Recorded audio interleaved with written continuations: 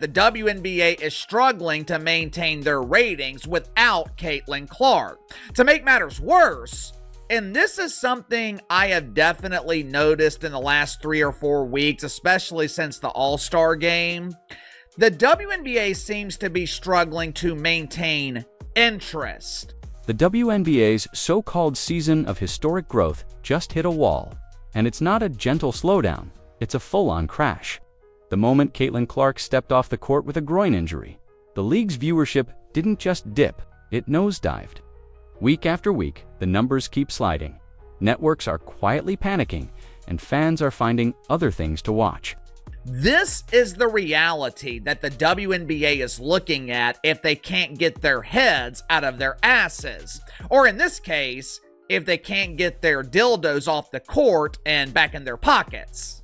At the center of this storm stands WNBA Commissioner Cathy Engelbert, watching the ratings freefall in real time.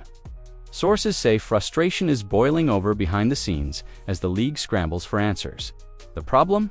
No backup plan, no second star ready to carry the spotlight, just a desperate hope that Clark will return before the audience disappears for good. And every day she's out, the cracks in the league's fragile foundation grow wider, exposing a truth Engelbert can't ignore much longer. This Caitlin Clark injury, it was the final ingredient for the perfect storm. This injury gave the WNBA the data they need to prove that pretend basketball is 100% reliant on one player. From the moment Caitlin Clark entered the WNBA, the league had a clear formula for success. Put her on national TV, match her against Angel Reese whenever possible, and watch the numbers soar. It was a simple plan that worked, until it didn't. The turning point came the instant Clark was sidelined with a groin injury. Overnight, the league's lifeline to mass audiences was cut. What followed was a ratings slide so steep that no amount of spin could disguise it. TV ratings are down more than 50% since Caitlin Clark's injury, and it was also reported that the Indiana Fever television viewership is also down over 53%. The first Fever versus Sky game this season was a dream scenario for the league. On ABC, it averaged 2.7 million viewers and peaked at over 3.1 million, numbers the WNBA hadn't seen in decades. The storyline was perfect. Clark delivering highlight plays, a brewing rivalry with Reese, and just enough controversy to fuel social media for days. It was the definition of appointment viewing. But as the season wore on, the shine began to fade. The second meeting still did well, pulling in nearly 1.92 million viewers, but the decline had started. By the third matchup, the audience dropped to 1.5 million, a loss of over 1 million viewers from the opening clash. And remember, Clark was still on the floor at that point. This was the first sign that the initial hype couldn't be sustained. Without the constant drama of fresh storylines or broader star power, then came the fourth meeting, the true wake-up call. Clark was out, Reese was also sidelined, and what was once the league's marquee matchup suddenly felt like just another regular season game. Now, I know a lot of us were expecting some sort of dip since Caitlin Clark has been out with injury, but I don't think all of us were expecting the entire viewership of the entire WNBA to be down. CBS carried it in prime time, but instead of the millions the league had banked on, it barely cracked 1.3 million viewers. That's 500,000 fewer than the previous meeting, and 1.4 million down from their season high. For network executives, this isn't just a fluctuation, it's a red flag. Advertisers pay for consistency, not wild swings that hinge on one player's availability. If the numbers collapse every time Clark isn't in uniform, it exposes a dangerous truth. One player gets injured and more than half the TV audience for the entire league disappears. Has any other athlete ever had that kind of impact on a sport? Golf without Tiger definitely dropped precipitously on occasion, but not like this. A truly remarkable sports story continues. The WNBA's so-called growth is really just Clark growth. Without her, the league looks fragile, and the product becomes harder to sell to broadcasters looking for reliable returns. Fans, too, are noticing. Social media chatter that once buzzed with highlight clips and heated debates now has long stretches of silence. Without Clark's long-range shooting, flashy assists, and competitive fire. The casual audience has little reason to tune in, and once those habits fade, getting viewers back is an uphill battle. 1. The league doesn't seem prepared to fight. The damage is already measurable. Networks are tracking the drop, sponsors are re-evaluating commitments, and behind closed doors, Cathy Engelbert knows the league can't afford another ratings nosedive like this. The next step isn't just about Clark's return, it's about proving the WNBA can stand without leaning entirely on her shoulders. Next, we'll dig into the hard numbers that prove just how deep this decline goes. You don't need to be a TV analyst to see the problem. The numbers speak for themselves, and they're brutal. The league entered the season riding a wave of optimism, pointing to record-breaking viewership and unprecedented buzz. But once Caitlin Clark was out, the trend flipped from historic highs to a slow-motion freefall. Let's start at the top, the first Fever versus Sky matchup. This season was the WNBA's crown jewel, averaging 2.7 million viewers on ABC and peaking at 3.1 million. It marked a 115% jump from the network's season average the year before. It had everything: Clark's triple-double, a brewing rivalry with Angel Reese, and the kind of controversy that fuels highlights shows for days. That number wasn't just good, it was elite, rivaling some early-round NBA playoff games. The second meeting, on CBS in an 8 p.m. primetime slot, still impressed at 1.92 million viewers. It ranked as one of the most watched regular season WNBA games since 2001. But it also represented a significant drop from the opener. For a league banking heavily on one rivalry, losing nearly 800,000 viewers between games was a warning sign that the initial wave of hype was already starting to settle. By the third matchup, the cracks were showing. On ABC again, the average dipped to 1.5 million, a loss of over 1.2 million from the season's high point. This was with Clark still playing, which means even her presence couldn't completely stop the slide. The novelty factor was wearing off, and without new storylines or equally marketable stars, casual viewers were drifting away. Then came the real gut punch, the fourth meeting, without either Clark or Reese. CBS gave it another primetime showcase, but the result was just 1.3 million viewers. That's 500,000 fewer than the previous game, and a staggering 1.4 million less than their opening clash. For TV networks, that kind of volatility is a nightmare. Ratings swings of that size scare advertisers and erode negotiating power for future TV deals, and it's not just the marquee matchups that are suffering. League-wide, games without Clark are drawing numbers that barely register compared to her appearances. Some nationally televised contests have dipped under 200,000 viewers. Territory that was supposed to be left behind after the historic growth the league touted all year. This isn't sustainable, and everyone in the business knows it. These numbers are more than statistics. They're a map showing exactly how dependent the WNBA has become on one player. When Clark plays, millions watch. When she doesn't, interest collapses. That's not league-wide growth.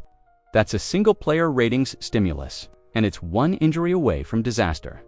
Up next, we'll break down the desperate moves the league made to slow this ratings crash and how those moves may have done more harm than good.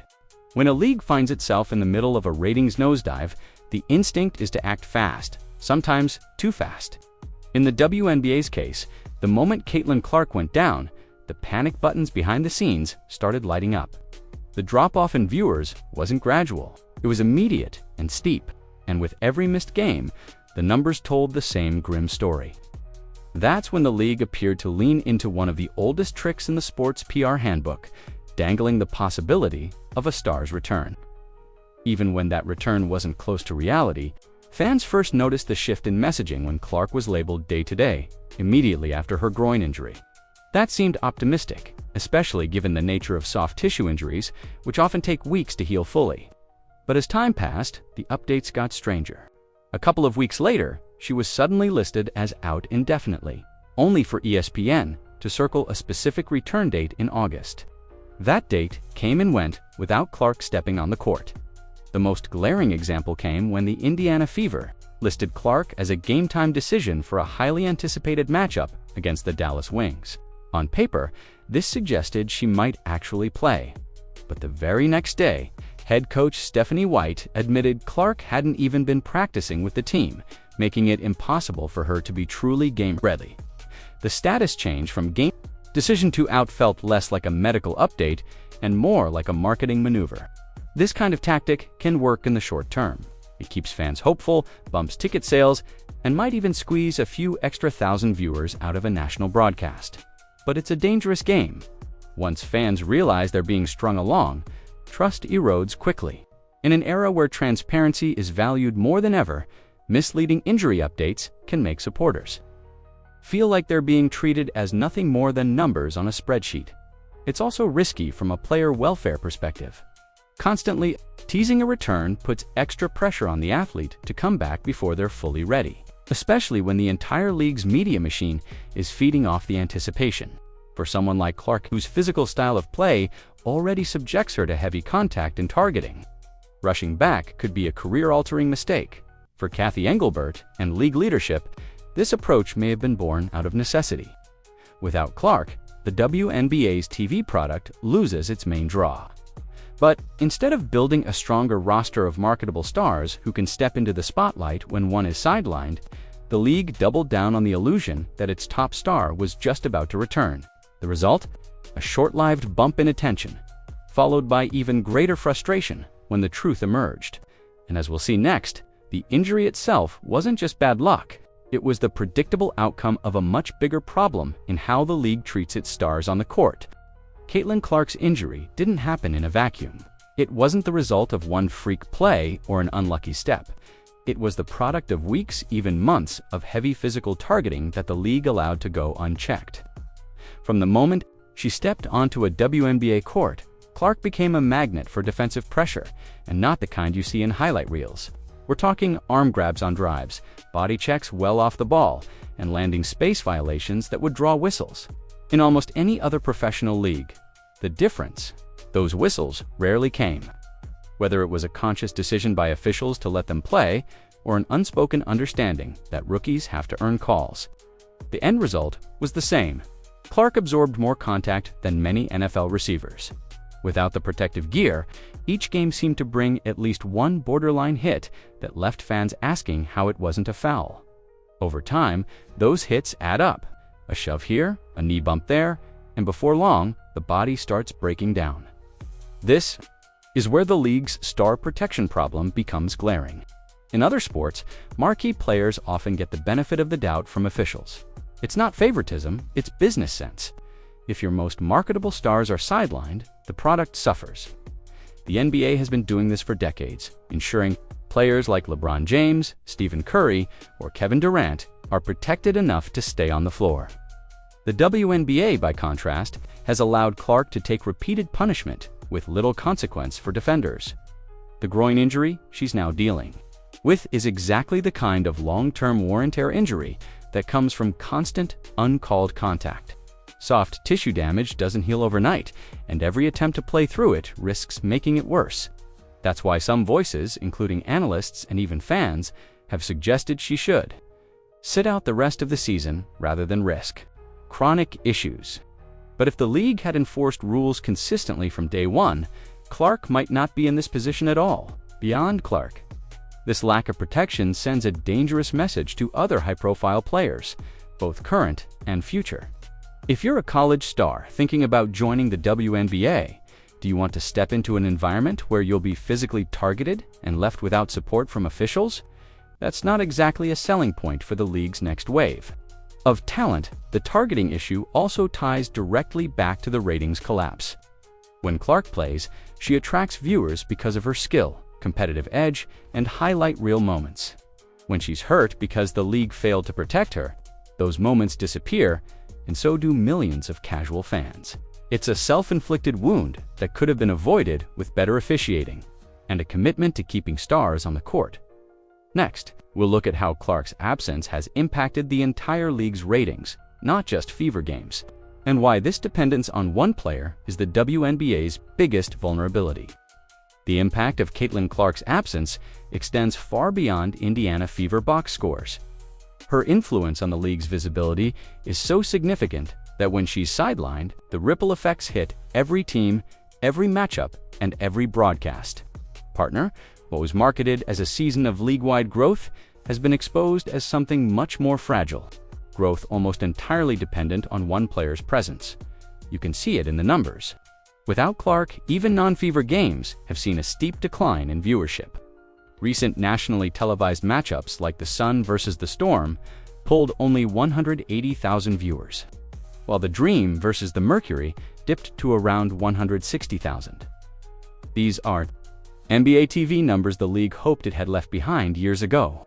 For context, during the height of Clark's active stretch, even mid-tier games with her on the floor routinely doubled or tripled those totals. This isn't just about ratings, it's about relevance.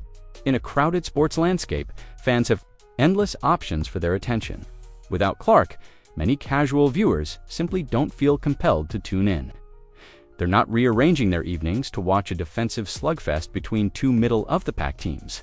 And unlike diehard fans, casual viewers are the ones who drive big spikes in ratings, the kind that networks and advertisers care about most.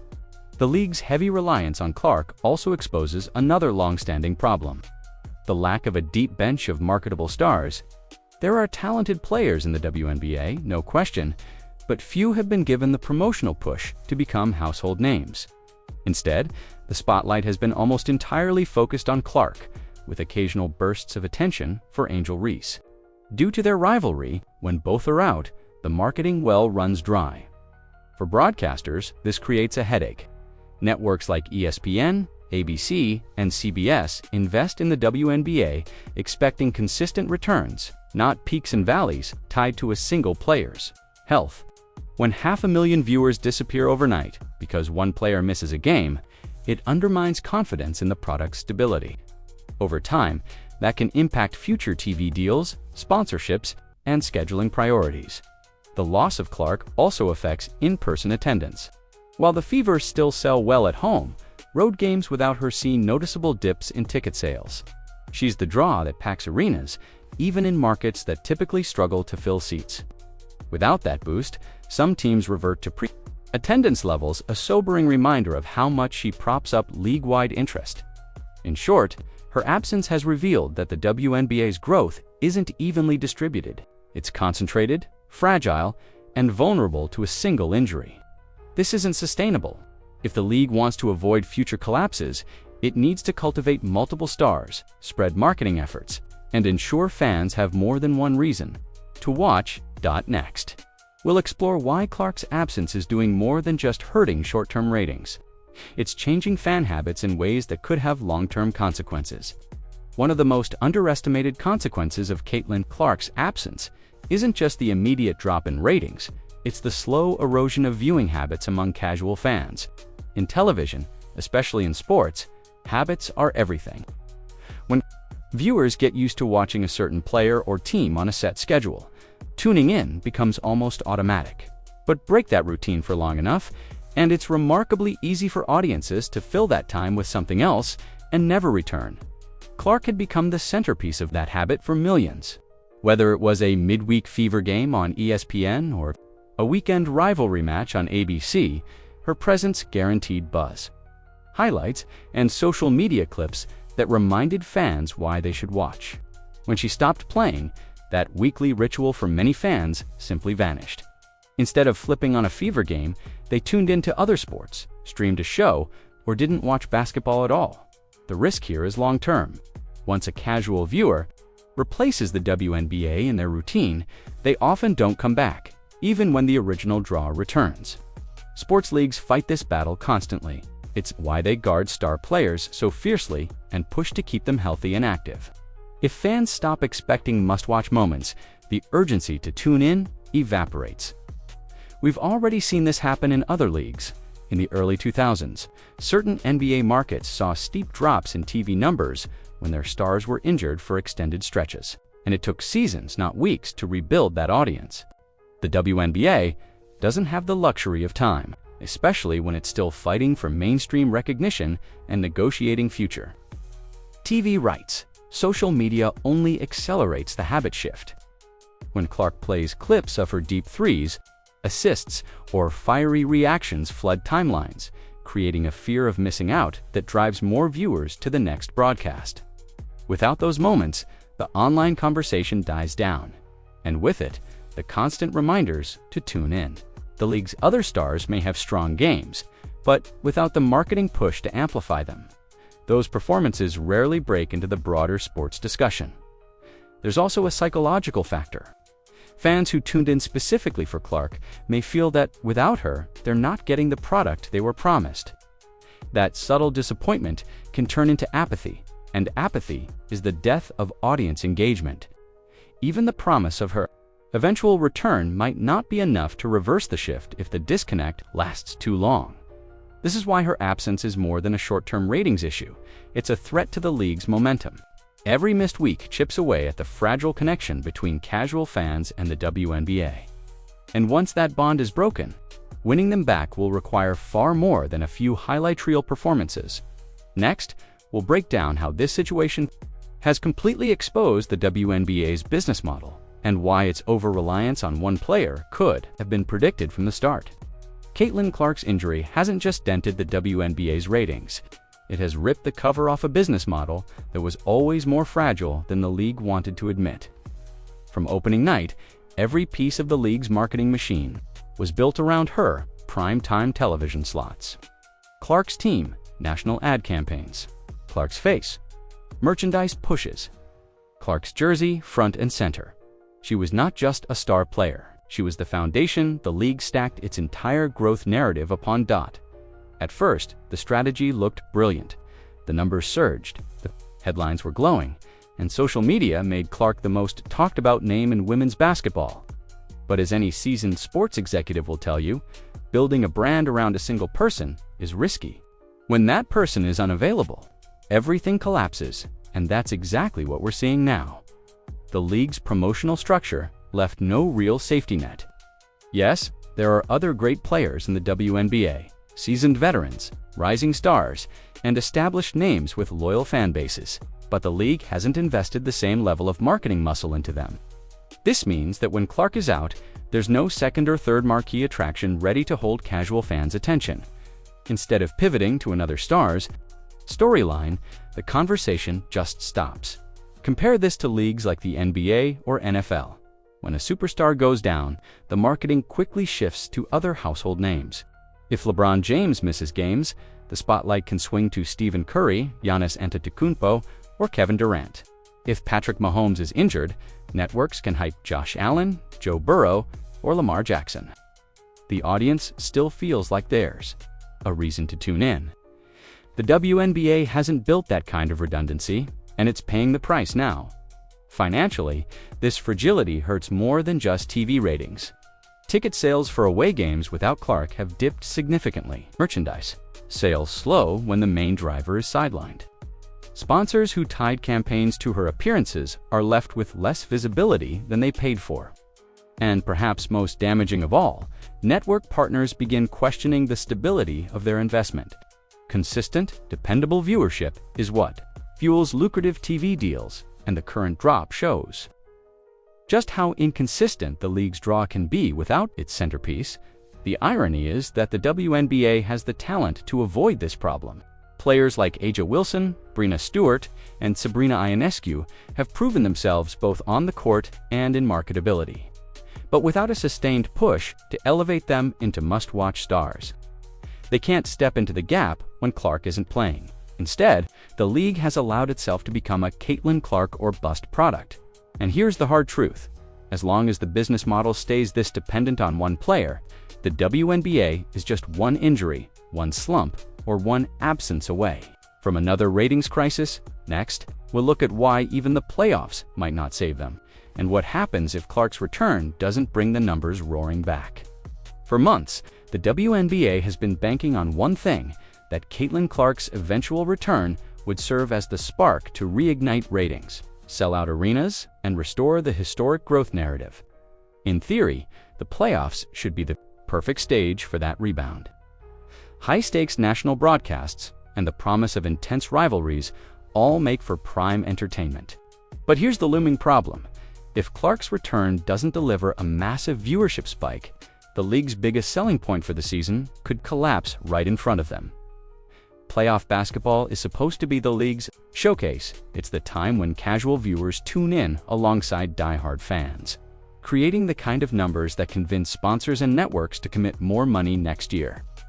But without Clark for much of the season, that casual audience has already drifted. They've found other sports, shows, or routines to fill the gap.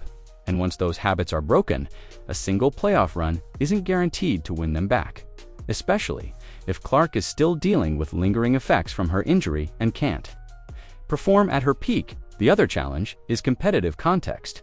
The Fever, without Clark at full strength, are not the same team. Their spacing suffers, their ball movement slows, and opponents can lock in defensively without worrying about her pulling up from deep or collapsing the defense on drives. If the Fever limp into the playoffs and exit early, the WNBA loses the most marketable storyline it could have had. Even if Clark is healthy, there's the officiating factor. Physical targeting has been a problem all season, and there's no guarantee it will stop just because the games matter more. If anything, playoff intensity tends to magnify that style of play. Without consistent whistles, Clark could be forced into another physical grind, limiting her effectiveness and risking further injury. That's a nightmare scenario for a league that desperately needs her at her best to draw in casual fans. Then there's the perception game. If the league has spent months promoting her return as the moment that will save the season, and the ratings don't skyrocket, it will expose just how fragile the WNBA's growth really is. Networks and advertisers will see that the boost was temporary, that one player alone can't sustain the kind of consistent numbers needed for long-term deals. That realization could impact scheduling, broadcast commitments, and even the financial incentives available to teams. The playoffs are supposed to be a celebration of the sport's best. Instead, for Cathy Engelbert and the WNBA, they may feel more like a high-pressure experiment with the league's future on the line. If Clark delivers and the numbers bounce back, they buy themselves time to fix the deeper issues. If not, the narrative of historic growth will be replaced with a far more damaging one that without her, the league's momentum was never real to begin with. Now the question is whether the WNBA will learn from this wake-up call or walk straight into the same trap next season. Caitlin Clark's absence has done more than bruise the WNBA's ratings. It has stripped away the illusion of league-wide growth and revealed just how dependent the product has become on one player. From the opening week's numbers to the recent primetime letdowns, the pattern is undeniable. When Clark plays, millions watch. When she doesn't, the audience collapses. That isn't sustainable for any professional league, especially one still fighting for mainstream recognition and long-term TV deals. For Cathy Engelbert and WNBA leadership, this is more than a temporary crisis. It's a warning that without protecting and promoting multiple stars, the league will remain vulnerable to the next injury, slump, or absence. Clark's return may provide a short-term spike, but unless the foundation is strengthened, the WNBA will always be one unlucky moment away from another ratings freefall, and the next one might be even harder to recover from.